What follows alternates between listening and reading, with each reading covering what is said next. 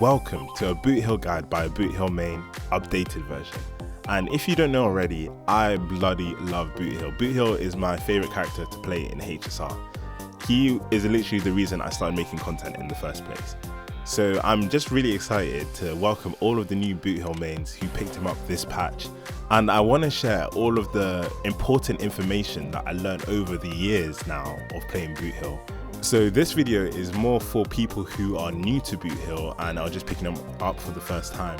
But I hope there's a few golden nuggets of information in there for veteran Boothill players who just want to know what's going on with him right now. This video is very long, but originally I had to split up my guide into two videos. I just wanted to incorporate everything into one video to make it easy for you guys. Because there's so much information, make sure to use the timestamps to find the information that's relevant to you. So without further ado, let's get into it. If we're gonna play Boothill, we're gonna have to learn a bit about him. And the first thing we need to look at is some of his mechanics. The mechanic I want to focus on is his pocket trick shot. When Boothill uses his skill to taunt an enemy, he can gain a stack of pocket trick shot under certain conditions. When the taunted enemy is defeated or when the taunted enemy is broken. And the best thing about this is that Boothill doesn't have to be the one to do it. Your teammates can help you gain stacks of pocket trick shot. It's really important for you to get your first 3 stacks of trick shot as quickly as possible, because these stacks increase Boothill's base toughness damage and the scaling of the break damage on his talent. Another really important thing to note is that every time you get a stack of pocket trick shot, you also get 10 energy. And this is important because it allows you to come up with creative strategies to farm up energy to use your ultimate. And your ultimate is probably the strongest ability in Boothill's kit and arguably one of the strongest abilities in Honkai Star Rail as a whole. So what his ultimate does is that it targets one enemy and implants them with physical weakness. But more importantly, it delays their action by 40% with no conditions. The thing that makes this so strong is that this is the only ability that isn't a technique that has a non-conditional action value delay. No matter which types of enemies that you're facing or what kind of shield mechanics they have, if you plan strategically and delay them, they never get to have a turn to do those mechanics. It's also really useful in sustainless, and if you're someone who plays a lot of RMC, you might know that unconditional action value delay can prevent a phase transitioned boss from getting their turn immediately. So like for example Kokolia, when she phase transitions and you go to the second wave, if you have an action value delay, you can technically go ahead of her. So in summary, when you're playing Boothill, you want to build up your stacks of pocket trick shot and delay enemies that have really annoying mechanics that might mess up your run. As you get more experience with playing Boothill, you're going to learn more stuff like target priority, toughness damage breakpoints, and how to avoid damage. But that is just something that comes with time and experience. So just enjoy the process of figuring it out for yourself. Let's talk relics. So there's only really 2 relic sets that you should be considering, and that's the Eagle set and the Iron Cavalry set. And you're probably wondering which one is the best set out of these 2, and it's a lot more complicated than it seems. So I'm just going to go over the pros and cons of each set so that you can make your own decision. So I'm going to start off by talking about the Iron Cavalry set because it's probably Boothill's most popular set. So what it gives you is 16% break effect, 10% death ignore on break damage, and an additional 15% death ignore on super break damage. So before Dahlia's release, the value of this set was a little bit more questionable. Because Boothill's kit doesn't have any super break multipliers, most of his damage came from break damage rather than super break damage, which meant that it was hard to maximize the value of this artifact set. But after Dahlia's release, Boothill deals more super break damage because he can borrow her super break multiplier from her dance partner effect, which was a meaningful buff to this set. Dahlia also gives Boothill a speed boost from her passive, which makes it possible for him to reach speed breakpoints, which would have been very difficult before without the Eagle set. So most of the time, just for pure damage output, this set will be your best set. However, because Boothill has so much access to defensive shred from his teammates and his early investments, it can be easy to overcap on defensive shred. And once you're overcapping on defensive shred, you're getting very limited value from this artifact set. For me, I personally prefer the Eagle set. I've been using the Eagle set from day. Like, there's so many good things in synergy with the Eagle set that it just feels like the action advance effect that you get from it should be a part of his base kit. So why is the Eagle set so good on Boothill? It's because of his energy mechanics. He's able to generate so much energy in scenarios where he gets pocket trick shot. So he's able to spam the action advance. And his ultimate delays the enemy, which allows him to overtake them because he gets that small push. And overtaking enemies is really important, both for surviving sustainless and for making sure that enemies don't get to activate their really annoying abilities that could potentially slow down your clear. So for example, an enemy that gives themselves damage reduction on their turn, by overtaking them you might be able to break them before they take their turn. You guys also need to keep in mind that it also allows you to overtake your allies. So in scenarios where you have poor buff up time, I'm looking at you, Ruan Mei, it can be advantageous to advance Boothill to stay within that buff window. And the last reason why I prefer the Eagle set is probably the main reason why anyone should use the Eagle set at all. Even though the Iron Cavalry set gives more damage, the Eagle set has so much more potential to generate value for your Boothill. In scenarios where you get a lot of energy, such as against Ligas or against the TV enemies, you can generate so much value from running the Eagle set that you just wouldn't get from running Iron Cavalry. And it looks like we're slowly moving into a meta revolving around some sort of energy regeneration, with how all the most recent carries have had quite high energy costs, so we might even get more ways to generate energy for our characters, which makes the Eagle set even better. And I know what you're saying, I don't want to farm for Eagle. I don't want to farm in a domain where half of the relics are useless. But let's actually just break it down. You only really have two options for Boothill, Iron Cavalry or Eagle. So you're going to have to choose one. And if you're farming Iron Cavalry, the other set is the Wind Soaring Valorous set, which is only really used on two characters, Yunli and Fei Xiao. And the thing about Fei Xiao is that she can use the Eagle set. It's one of her better options in a similar way to Boothill, so you're only really farming for Yunli, and let's be so real, the last Yunli player got thrown in jail, so literally no one is using this set. So half of your relics are going to be useless regardless of if you run Iron Cavalry or the Eagle set. And the difference is, if you're running Iron Cavalry, you're only looking for speed and break effect. But on the Eagle set, if you get EHR, if you get HP, if you get speed, if you get break effect, it doesn't really matter because anyone in the game really can use that set. Whereas the Iron Cavalry set is locked to just breakers. So farming Iron Cavalry will improve your break team, but farming the Wind set will improve your entire account. But at the end of the day, it's up to you. If you're a person that wants really big damage numbers and you're not overcapping on defensive shred, then Iron Cavalry is perfect for you. But if you like the overwhelming utility of the action advance, then the Eagle set might be better suited for your taste. Boothill only really needs to focus on speed and break effect. So it doesn't really matter what your main stats are on your artifacts. I personally prefer a tankier Boothill, so I run HP and defense on my orb and on my chest, but you can run crit to squeeze out more damage. Ideally, your break effect on the stat screen outside of battle should be 250 break effect or more. I personally have 269 break effect on the Eagle set, but I'm on the lower end of a really good Boothill build. So my Boothill build is good, but it's not outstanding. In terms of speed, it's really hard to recommend a certain speed breakpoint that you need to reach because Dahlia's trace actually gives you 30% speed when you implant a weakness, which is really annoying for calculating speed breakpoints because Boothill only applies a weakness on his technique and his ultimate, but that means he doesn't have to speed at the start of battle, and it also means that it's conditional whether he's going to get the speed buff or not in time to refresh it before it runs out. With the Dahlia, I would recommend around 150 plus speed on the Cavalry set if you have a Dance user on your team or an E2 Fugue. And if you're on the Eagle set, your speed requirements are even lower to get to that pseudo 200 speed breakpoint, which gives you 3 turns in the first cycle. But if you have a really high investment eagle set with a lot of speed, you can push for the pseudo 267 breakpoint, which gives you 4 turns in the first cycle by running around 160 something to 175 speed, depending on when you get that first speed buff from Dahlia.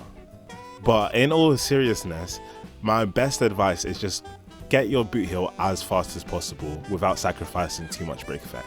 And keep in mind the enemies that you're facing. If you're getting a lot of energy from your enemies and you're running the eagle set, you can reduce your speed requirements for more break effect. And it all depends on the relics that are on your account. So let's talk about team. And this is probably the biggest change that Boothill has gotten since his release. And it's all thanks to one character, the Dahlia. Dahlia has quickly become a staple of modern break teams, joining the break holy trinity of Fugue, Dahlia and Ruan Mei. Ruan Mei is a little bit of a fraud, but I'll cover that later. The thing that makes Dahlia so strong isn't actually her numbers. Her buffing numbers aren't like crazily amazing. In fact, Fugue has better numbers than the Dahlia has. It's her overwhelming amount of utility. So she gives weakness break efficiency, which is really good for Boothill because out of all of the units in the game, he scales best with weakness break efficiency. She also implants weakness, which makes it easier for you to switch targets, and she gives you a considerable speed boost when you use Boothill's skill and his technique. And then there's the big crowning feature of her kit, which is allowing you to do super break damage without breaking the enemy. And this is her biggest contribution to the team by far. And it's strange because the multiplier on her super break scaling is quite low. So she doesn't actually buff that much damage to your carry. But she increases the damage window of break teams by a lot, because without her, you can only really deal substantial damage when the enemy is broken. One of her biggest strengths, especially in Boothill teams, is that she makes running a sustain so much better, because her passive gives a considerable amount of break effect when she receives sustain. So it makes the sustain a little bit less of a dead slot. And this is important because in modes like Anomaly Arbitration or certain apocalyptic shadows like Pollux, you're going to need to run a sustain. So her giving that extra bonus is very, very good. Even though Dahlia is an outstanding unit and a must pull if you want to use Boothill in endgame scenarios, she does have 2 major weaknesses that you need to be considerate of. The first thing is, like I said before, she has quite low buffing numbers. There are certain scenarios like Apocalyptic Shadow where the enemy has damage reduction unless it's broken, and in those scenarios, Dahlia's value decreases, and you end up seeing similar performance to teams that replace her with a strong buffer. But this is more of a niche scenario than a proper concern to have. Her next biggest weakness actually affects Boothill quite a lot. It's the fact that she's mostly a single target buffer, because the dance partner effect can only apply to one ally. And this is actually quite rough for Boothill, because the way that he was able to survive version 3 was using creative 4-slot options that could tackle shield content. But because Dahlia only really targets one ally, which is Boothill, so it means that your 4-slot option ends up not getting that much buffs in comparison to a character like Ruan Mei, who would be given them damage bonus and res pen. So the 3 notable Dahlia teams I want to talk about. So first, his best in slot sustainers team, which is Boothill, Dahlia, Ruan Mei E1 and Fugue, preferably E1. This team takes advantage of the weakness break efficiency provided by all of the characters and Fugue's E1 to allow Boothill to have the highest single target toughness damage in the game. And this is really helpful just for breaking enemies in general and for the scaling of Boothill's super break damage. You can also replace Ruan Mei for HMC because Ruan Mei is a bit of a fraud. And this team will be your best in slot for most endgame modes, because Boothill's best archetype is sustainless and this is his best sustainless team. If you want to know more about their synergies, I spoke about it in part 2, I think, of my Boothill guide by Boothill Mei. The next teams I want to talk about are the Dahlia Boothill teams with a sustain, because Dahlia gives you that extra bonus when you're running a sustain. So the best sustains are DHPT, Gallagher and Lingsha. So Gallagher has traditionally been seen as Boothill's best in slot sustain because of his high single target toughness damage, which helps Boothill deal more damage as well.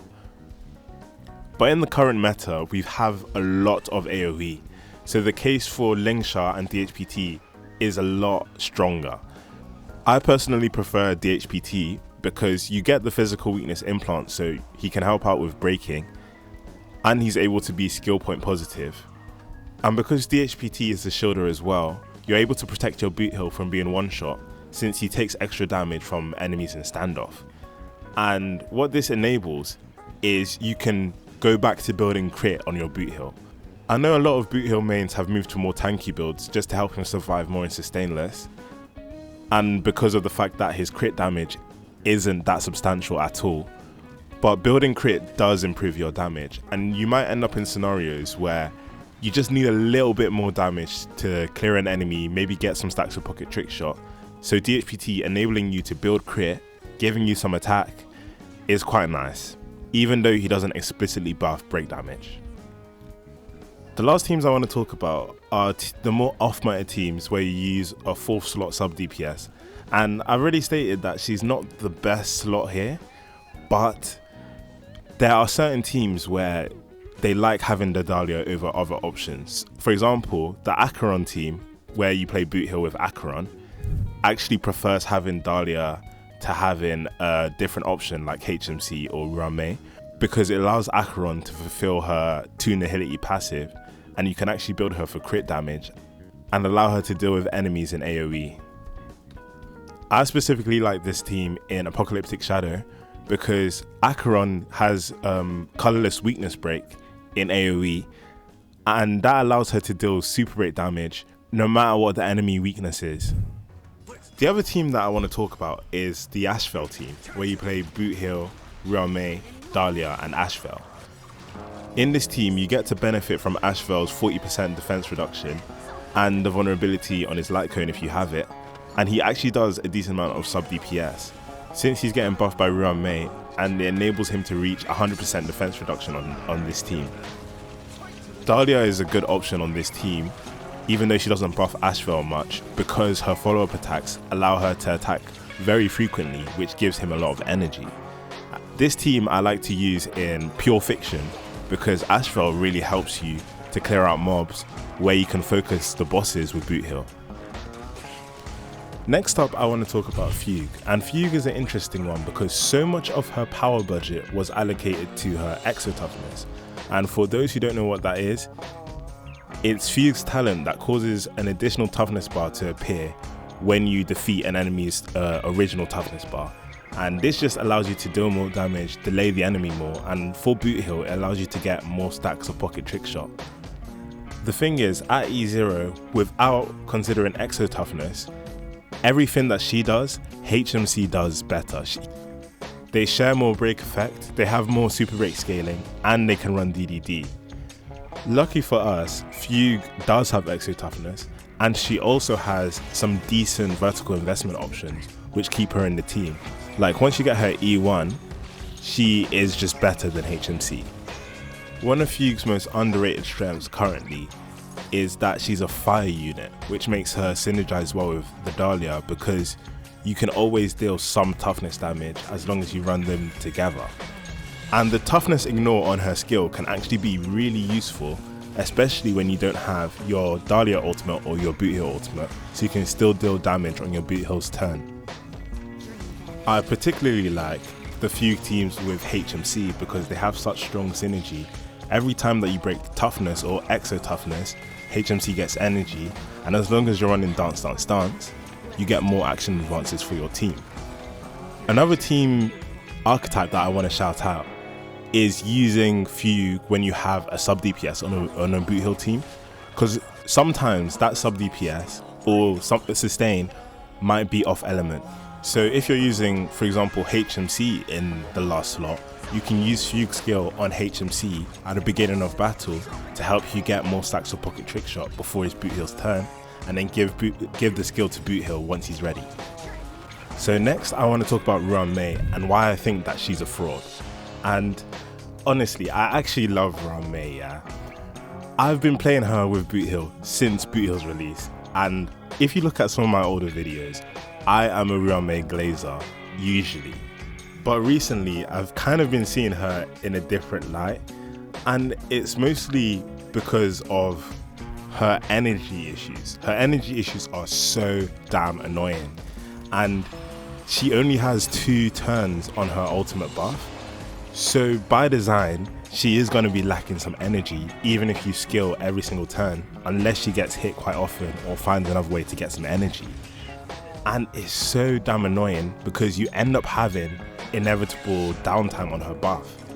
Back in the day, you dealt enough damage within her buff, so the enemy was either dead before her buffs expired, or the damage that you got within her buff uptime was so high that when her buffs fell off, it wasn't that big of a deal. But nowadays, the fights are getting longer and longer and longer, and the longer the fights are, the less effective Ruan Mei becomes because you encounter the buff downtime issue a lot more. And I've genuinely found that in some of the longer fights in endgame modes, running HMC can sometimes just outright be better than running Ruan Mei. HMC has 100% uptime on their buffs, and they have really strong synergy with DDD, where in some instances, like in Pure Fiction, you can literally get 1 or 2 ults before they even get to take a turn.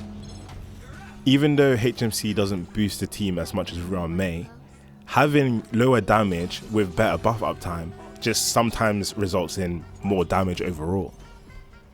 I am genuinely begging John Hoyoverse to give Ruan Mei a Nova Flare buff where literally all they do is increase her ult duration by 1 turn. Like they could make it a bug fix. They could pretend that it was always meant to be that way and just change it tomorrow. But it will genuinely make her so much more consistent. Ruan Mei's one saving grace is her weakness break efficiency that you get from her skill. This is genuinely the only thing keeping her in these break teams, because a character like Tribby at E0 technically provides better buffs for these teams outside of Ruan Mei's weakness break efficiency. The reason why weakness break efficiency is so strong is because it allows you to reach certain toughness damage breakpoints that are literally impossible to reach without Ruan Mei. Even though she is the strongest 4th slot in a Boothill team, I wouldn't necessarily recommend getting her right now. If you want to get his best in slot team, go for it. She's technically free in the shop and you can get her E1, and once she's at E1 she is a certified best in slot. I wouldn't go for E0 Ruan Mei in this day and age. And it's a shame because Ruan Mei's generalist buffs actually enable the most creative and interesting 4th slot options for Boothill.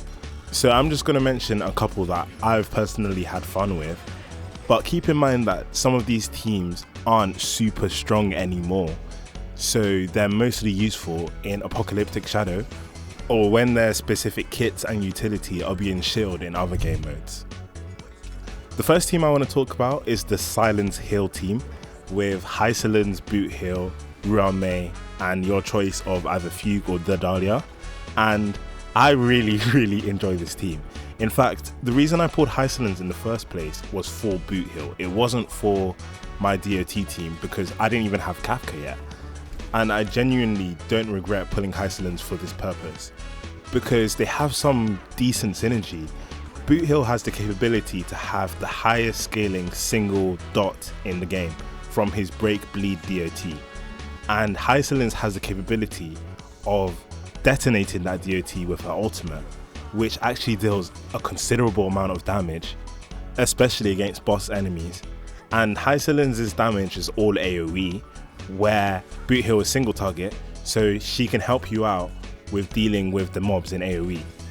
By extension, I really enjoyed the Kafka teams, so Boothill, Ruan Mei, Fugue or Dahlia, and Kafka. And it's literally the same thing. Boothill has a high scaling DOT from his break, and Kafka is able to detonate this DOT both in single target and in AoE. And it's actually a surprisingly strong team, and these teams can really help you when the environment is shilling DOT, but you don't quite have a full DOT team complete yet. I also want to talk about the Loot Hill team with Cipher as the last stop. And I genuinely really love Cipher on Boothill teams because, I don't know, it just does something to me. It activates the zero cycler in my brain.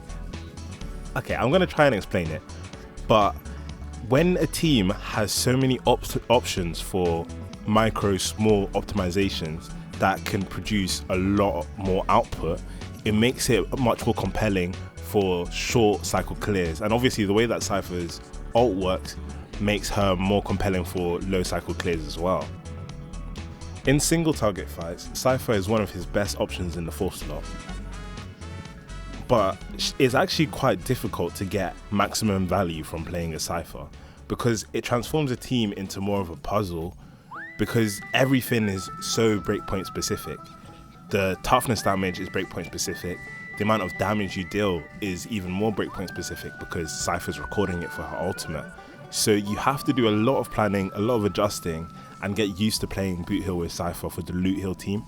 So I would recommend for sweaty min-maxers, but also because Cipher's buffs aren't amazing, she is very replaceable in these teams with units that are a lot easier to use.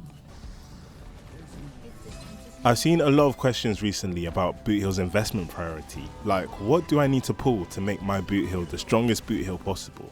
And I know that ideally you guys just want me to give you a list of which investments to check off so that your Boothill is strong, but I think it's really important to know what these investment options actually do instead of blindly pulling an E1 or an S1. Mostly because even if both of them are maybe like a 20% damage increase, one of these investment options might suit your playstyle a little bit better and you'd get more value from that vertical investment. And I felt it before in the past where I've just pulled a Lightcone thinking it's going to improve my team, but it doesn't actually have as much impact as I thought it would.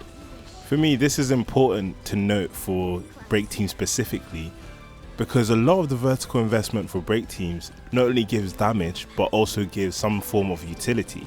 And knowing what kinds of utility you prefer is important when deciding which options you should choose for vertical investment. So let's talk about my recommendations for vertical investment in terms of both damage increase and utility. Boothill's vertical investment options aren't the greatest, so I would recommend investing in your supports.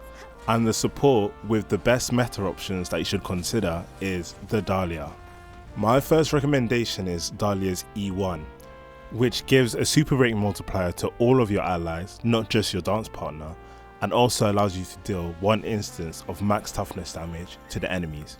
The max toughness damage is a strong mechanic and good quality of life, but for me, the more interesting part of this Eidolon is providing a super break multiplier to all members of your team, including the 4th slot option.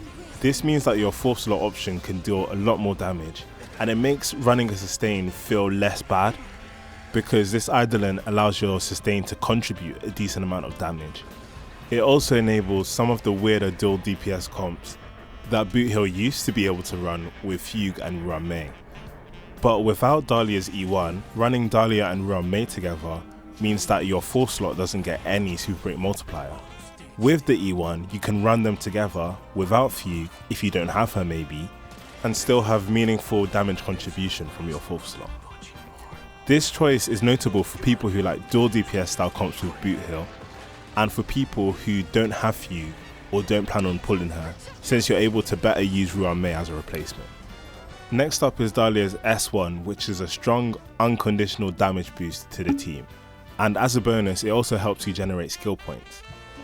The problem is, there's a decent amount of Lightcone options that Dahlia can use that, even though they're not as good as her signature Lightcone, they're less niche, so they might have more value on your account overall, such as Cipher's S1 or the Battle Pass Lightcone. But you shouldn't underestimate her Lightcone because it has a rare multiplier that affects the base damage of break. And this is important because we're getting to a stage where a lot of supports are saturated in defensive shred or vulnerability, so having a buff that's basically unsaturated can go a long way in the future. And the extra skill point that gives you can be nice too. So this would be the best option for people who just want a straight up pure damage increase and they don't have any good alternative Lightcones. So next up is E1 Fugue. And I'd consider E1 Fugue to be a tier below the Dahlia's investments, but it's kind of a catch-22 because you're gonna want it. If you're playing teams without Ruan Mei, you're lacking her 50% weakness break efficiency, so you're gonna feel the lack of E1 Fugue in those teams. And even if you do run teams with both Dahlia and Ruan Mei, you want to have E1 Fugue because it will enable Boothill to have the highest single target toughness damage in the game. So the next priority is going to be the support E2s, and I'm talking about E2 Dahlia and E2 Fugue. And they're both really good Eidolons, but for completely different reasons. So E2 Dahlia does two main things. It increases your damage by giving you res pen, but it also implants the enemy with Boothill's weakness once they spawn. So you no longer have to rely on Dahlia's ult or Boothill's ult in order to implant a weakness. This E2 is really good for people who want to push their break team to the limits in terms of damage. And I'm thinking like especially Anomaly Arbitration now, which has a much higher damage requirement. Having something like this on top of other investments can help you meet meaningful breakpoints. As for Fugue's E2, it's really hard to quantify how strong it actually is, because in certain scenarios, it's literally the best Eidolon on this list, and in other scenarios it's not as impactful as say the Dahlia's E2 would be. So for me, I'm a pure fiction Boothill player, and Fugue's E2 is incredibly strong in pure fiction. So for a person like me, Fugue's E2 might be a higher priority than other Eidolons. And because Fugue's E2 advances the whole team as much as Dance Dance Dance, if you're in a scenario where you can't slot in a Harmony unit, it's actually really powerful, even outside of Boothill teams. So the last section is the luxury pools. These are minor upgrades and quality of life improvements that you can get if you feel like it, and that's going to be Fugue's S1 and Boothill's E1. So Fugue's signature Lightcone isn't that great unless you're already overcapping on defensive shred. The one good thing it has going for it is that it gives you a ton of break effect. So if you can't be asked to build your characters properly, or you're like me, you're free to play, so some of your relics aren't up to scratch, having a strong break effect statistic that actually contributes to the team is actually really useful. It's just not very strong. I put Boothill's E1 in luxury pools, but I actually consider it to be a little bit better now than it was before. So what it does is it gives Boothill a little bit of a defensive shred and an additional stack of pocket trickshot at the start of battle. And before Dahlia's release, I've always said that it was quite a, not a great Eidolon. Let's be honest, it wasn't great. And it's mostly because you could get more defensive shred from your teammates, and Fugue allowed you to get pocket trickshot quite easily, so having one extra stack didn't really do much. But with Dahlia's release, it actually improved in value for two main reasons. So the first reason is it allows you to run teams without Fugue a lot more easily, because without Fugue you can actually really struggle to get stacks of pocket trickshot, but Boothill's E1 gives you a decent head start. And another thing is, just because of how strong the Eagle set is, the win set, having this E1 means that you don't have to rely on defensive shred on your relics and still have a good amount of damage output. So you guys are probably wondering, where is Boothill's Lightcone? But I think it's a separate question altogether whether you should get his Lightcone or not.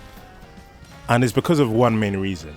Boothill only has 2 good Lightcones in the whole game. All the rest of them are ass. So your only 2 options are Boothill's signature Lightcone and a high refinement Shadowed by Night, the Mozart Lightcone. So the question of whether you should get Boothill's Lightcone or not is basically, do you have a high refinement Shadowed by Night? If so, then you don't have to get his Lightcone, and if you don't have it, you're going to have to get the Lightcone. His signature Lightcone is a decent upgrade to S5 Shadowed by Night, but the 4-star is genuinely good enough. I've done a few runs with it and it wasn't bad at all. Luckily for you guys, Shadowed by Night is on Boothill's Lightcone banner. So if you're in the process of pulling his Lightcone and you get a high refinement Shadowed by Night, you can just call it quits and then save for another character. But if you really don't want to do any gacha and you still want a decent Lightcone on Boothill, you could go for the Hertastore Lightcone cruising in the Stellar Sea, but my personal recommendation, especially if you're running Sustainless, is just go for your highest HP Lightcone or your highest defense Lightcone, because surviving one more turn is more important than any crit rate or whatever that any alternative hunt Lightcones will give you. Now that I mention it, it's genuinely one of the most underrated things about Boothill Signature Lightcone is that it gives you quite good defensive stats. Like, you get a little bit over 1000 HP, and that's the highest possible HP you can get on a hunt Lightcone. So now I've said all of the most important information, I just want to talk about Boothill in general, what his current place in the meta is, and where I see him going in the future as someone who's been maining Boothill since his release. And his current place in the meta is quite interesting. He's not bad, he's the second best break DPS in the game. But Firefly has actually become a bit of a problem for him, because before Dahlia's release, Boothill's ceiling at E0 was higher than Firefly, so he was better than Firefly, even if most players couldn't get to that level.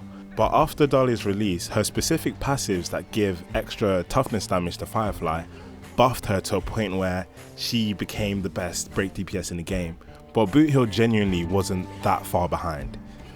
There are certain scenarios, such as more single target fights and Apocalyptic Shadows, where Boothill still outperformed Firefly with the buffs from the Dahlia. But the issue is, Firefly got buffed again. So the Nova Flare buffs that she's receiving makes her definitively the best break DPS, and there isn't really any scenarios where Boothill outperforms Firefly anymore. Unless there's weird interactions where Boothill's delay from his ultimate causes him to have an advantage somehow. This leaves Boothill in a very sticky situation, because all of the break shilling content that he would have normally excelled in is now shilling Firefly, which is a very different type of shill, because most of the time it is blast rather than single target. And if the stage is expecting Firefly levels of break DPR and you're producing Boothill levels of break DPR, it might not be enough to play into that shill anymore. However, there is still Boothill saving grace. As I said earlier, Ruan Mei is still a bit of a fraud, so if we get another sustain or another support that provides weakness break efficiency, she can easily get kicked out of the team and get a huge improvement for these teams. But also, because Boothill's damage profile is split between break damage, talent damage, DOT damage and super break damage, he benefits a lot more from generic debuffers and buffers, so he can use characters like Buffed Well in the sustain slot rather than a proper sustain, and gain a lot more than what Firefly will gain from doing that. And we're currently going into an Elation meta, and because of how Elation scales, it only benefits from crit and the generic debuff / buff, so like res pen, vulnerability, true damage, you get the point. What this means is we're likely to get more supports and sustains that give some of those generic stats. For example, Yao Guang gives res pen and vulnerability. So if we got a support that was similar to Yao Guang but leaned more into the generic debuffing side and less into the elation side, then Boothill would also get a buff if they were significantly strong enough. I also think there's a compelling argument for Boothill to get a Nova Flare. I know that everybody wants their main to get a Nova Flare, so I'm quite biased overall, but I do think that HSR is leaning a lot more into the faction style of things. So you have like the Stellar and Hunters faction, the Express crew, and they want a lot of the core members of those factions to be strong. So we got those Stellar and Hunter buffs in V1 of Nova Flare. Firefly's getting buffed for what I assume similar reasons, marketing reasons. So I wouldn't be surprised if we got a round of buffs that was targeting the Galaxy Rangers and the Galaxy Ranger adjacent characters specifically. So targeting Boothill, Acheron and Rapper, specifically because the story is focusing more on the Galaxy Rangers and La Mancha during Plan Arcadia. So anyways, I hope you enjoyed the video and you enjoyed my insights on some of the characters in Boothill teams. I know that there wasn't as much in here for veteran Boothill players, but I hope that you at least enjoyed confirming some of the information that you knew, or maybe seeing a new perspective. And thank you so much for watching, and also thank you guys, like, genuinely. I finally hit 1,000 subscribers, and it's all thanks to you guys. I'm so glad that you guys are enjoying my content, but I'm genuinely not sure exactly what to do for my 1K special.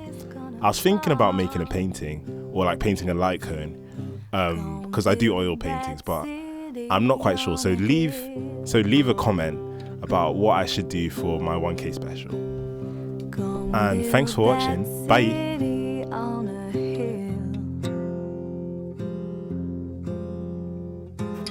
Someday those tears are gonna spill.